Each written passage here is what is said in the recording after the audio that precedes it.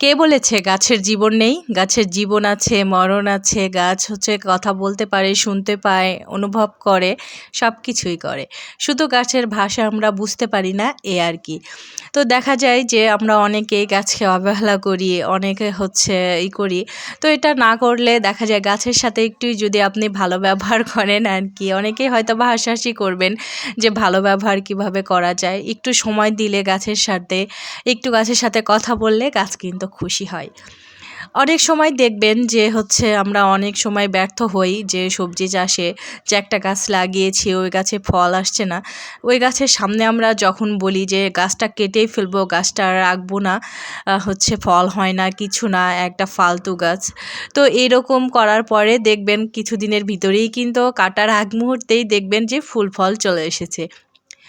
এইটা শুধু একবার না, আমার সাথে অনেকবার হয়েছে। তো আপনারা পারলে চেষ্টা করবেন গাছের সাথে একটু সময় কাটাতে, তাহলে কিন্তু ফলনও অনেক বৃদ্ধি পাবে আর গাছ ভালো থাকবে। তো আসসালামু আলাইকুম আমার আপু ভাইয়ারা, আশা করি আপনারা সবাই অনেক ভালো আছেন, আমিও ভালো আছি। কথাগুলি বলতে আমারই একটু হাসি পাচ্ছে, কারণ অনেকেই হয়তো বা ভাববে যে আমি এগুলি কি বলছি। আসলে এগুলি কি বলছি এটা না, এটাই বাস্তব, এটাই সত্যি। আপনি যদি গাছের সাথে একটুই করেন তাহলে দেখবেন গাছ হচ্ছে অনেক বেশি ফলন দিচ্ছে। কিছুদিন আগের বিষয়টায় খেয়াল করলে দেখবেন আমার গাছে কি, আমি বাসায় গিয়েছিলাম রাজশাহীতে। তো এখানে 10 দিন ছিলাম, এই 10 দিন কিন্তু গাছ পানি ছাড়া ছিল না। পানি প্রতিদিনই দেওয়া হয়েছে। আমার যে হেল্পিং হ্যান্ড আছে ওনাকে বলেছিলাম দিতে, উনি কিন্তু প্রতিদিনই দিয়েছে। তবে গাছ কিন্তু মারা যায়নি। আর যাওয়ার আগে কয়েকদিন আগেই আমি সার দিয়ে গেছিলাম। সেক্ষেত্রে দেখা যায় আমার গাছগুলি কিন্তু সব কিছুই ঠিক ছিল, তারপরেও কেমন যেন নির্জীব, প্রাণ ছিল না, ফলন ছিল না, কেমন যেন একটা হচ্ছে জরাজীর্ণ হয়েছিল। তো হচ্ছে কারণ একটাই যে আমি হচ্ছে গাছের কাছে আসিনি, গাছের হচ্ছে টেক কেয়ার করিনি, এই আর কি। তাছাড়া তেমন কোনো বিষয় না। এজন্যে আপনাদের হচ্ছে বলছি যে আপনারা প্লিজ সবাইকে একটু গাছকে একটু সময় দেন। একটু সময় দেন বলতে প্রতিদিন আসেন, একটু পাতাগুলি ছুঁয়ে দেখেন, একটু ওদের ডালপালা ঠিক করে দেন, একটু হচ্ছে পাতা উল্টিয়ে দেখেন ফুল ফল এসেছে কি না, একটু মাটি খুঁড়িয়ে দেখেন, এ আর কি। গাছের যত্ন নেওয়াই বলতে গাছকে সময় দেয়া। তো প্রতিদিন একবার করে আসবেন, দেখবেন কিন্তু গাছ অনেক ভালো হচ্ছে। এটাও কিন্তু হচ্ছে ভালো ফলনের একটা ট্রিক্স, এটা আধুনিক ট্রিক্স বলা যায়। হয়তো বা অনেকেই হাসাহাসি করবে, হাসাহাসি করলে কিন্তু করার কিচ্ছু নেই।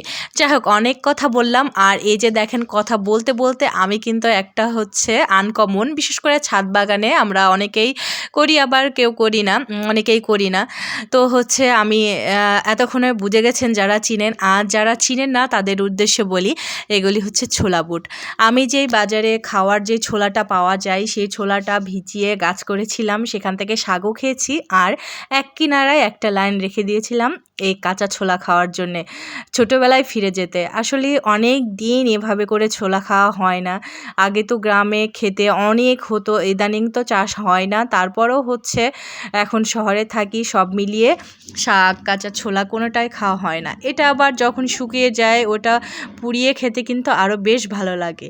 তো কে কে আমার মতো এভাবে করে ছোলা খেয়েছেন অবশ্যই কমেন্ট করে জানাবেন। তো ভাবলাম অনেক দিন হলো, আর আমি কিন্তু প্রতিদিনই আসি আর এভাবে করে কিন্তু ফলগুলি খেতে থাকি। ঠিক এখন যেভাবে খাচ্ছি ঠিক সেভাবেই কিন্তু খেয়ে থাকি। তো খেতে খেতে আমি প্রায় অর্ধেকটাই শেষ করে ফেলেছি। তো বাকি অর্ধেকটা ভাবলাম একটু তুলে নিয়ে যাই। আর যেহেতু গাছের একটু বয়স হয়ে গেছে আর অল্প কিছু আছে, এই জায়গাতে আমি কিছু ধনেপাতার বীজ দিয়ে দিই। এর জন্যই মূলত তুলে নেওয়া। তো তুলতে যেয়ে দেখি যে পালং শাকের আবার বীজ হচ্ছে। তো জানি না কী হবে, ওইগুলোও রেখে দিলাম, আর কিছু ধনেপাতা দিয়ে দিব। আর এই পুদিনা পাতাটা দেখেন অন্য টবে যখন ছিল তখন কিন্তু কেমন যেন নেতিয়ে থাকতো, বাড়তো না। আর টব চেঞ্জ করার পরে দেখেন মাশাআল্লাহ একদম টনটাইট, একদম স্বাস্থ্যবান যাকে বলে, একদম ঠিক আছে, আর কিন্তু বাড়তেও শুরু করেছে। তো এইরকম ছোট ছোট বিষয়গুলি আমরা যারা ছাদ বাগান করি তারা যদি ঠিকঠাক মতো না বুঝতে পারি তাহলে কিন্তু এভাবেই আমাদের গাছগুলি নষ্ট হয়ে যায়। এবার বলি ওই টবে কেন হচ্ছে গাছটা ঝিমিয়েছিল। আসলে আমি যে মাটি তৈরি করেছিলাম ওটাতে প্রচুর পরিমাণে সার ছিল, আর সবথেকে বড় কথা ওটাতে একটা তাপ ছিল, তাপ উৎপন্ন হয়েছিল। মানে আমি যে কবুতরের মলটা দিয়েছি এই মাটি তৈরির পরে কিন্তু কিছুদিন রেখে দিতে হয়। আমি খুব বেশি একটা সময় রাখিনি, যার কারণে ওই যে গরম একটা ভাপ ছিল, ওই ভাপের কারণেই আমার গাছ নেতিয়ে পড়তো। আমি কিন্তু এটা ফিল করেছিলাম। তো এজন্যেই মূলত আমি চেঞ্জ করে দিয়েছি, আর তারপরে মাশাআল্লাহ এখন কিন্তু গজাচ্ছে। আর এই যে দেখেন এদিকে ফাঁকা পড়ে রেখেছি এই চারাগুলো বের হতে, এগুলি কিন্তু শাকের চারা, কিসের চারা আমি বলবো না। আপনারা যারা এই পর্যন্ত আমার ভিডিওটি দেখেছেন তারা অবশ্যই কমেন্ট করে জানাবেন, যারা চিনেছেন এগুলি কিসের চারা তারা অবশ্যই কমেন্ট করে জানাবেন।